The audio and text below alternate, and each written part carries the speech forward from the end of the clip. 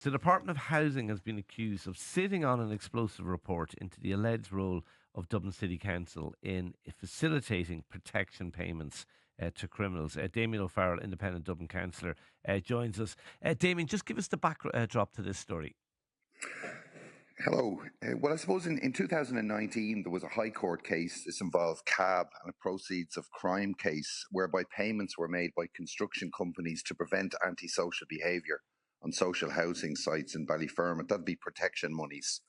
And the evidence alleged that two Dublin City Council employees were aware of and facilitated such payments. Yeah, important to stress, Dublin City Council didn't have a direct involvement in this.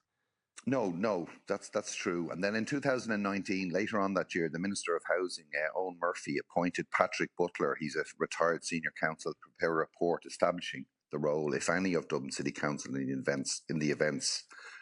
So that report concluded in February 22. And then it was confirmed by An Garda Síochána in November 23 that there was no criminal proceedings ongoing. So I suppose independents and Dublin City Council have been looking since then really to see this report.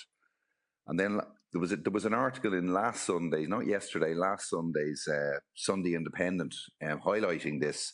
And then last Friday then an official in the Department of Housing wrote to the Lord Mayor giving us some information about the report. But we've never seen the report. And I basically was reporting in the papers, why is the Minister sitting on the report? There's no transparency. We represent the public. We're directors of Dublin City Council. There's reputational damage done to Dublin City Council, and we need accountability. We need transparency, and that's why I had that call.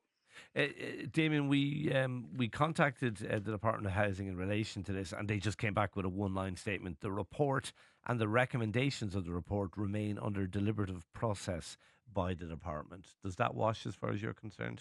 No, not really. I mean, there were payments made by the contractors for protection. That the report concluded that. Now, the report also concluded that there was no evidence DCC reimbursed contractors concerned for these payments. So that's fair enough. But where the payments, I suppose councillors want to know where the protection payments built into the original cost of the development, and in that case, the taxpayer would end up paying for that. I presume the answer to that, Damian, is no. Well, we don't know. That's the issue. We don't know. Yeah. So we haven't seen the report. We've seen it. We've seen a third-hand synopsis of the report. Yeah. No. Fair. What do you want to see happening? Well, I want to see the report issued. I think it's fair enough if the odd name, Dublin City Council officials, if the odd name was redacted. I mean, that's fair enough. But the report should come out. And as I said, independent councillors have been looking for that. We've been challenging that for the last year or so now. And we've seen no report, and it's just not good enough. I believe, on behalf of the Minister, it's not good enough. Damian O'Farrell, Independent Dublin Councillor, thank you for talking to Newstalk Breakfast this morning.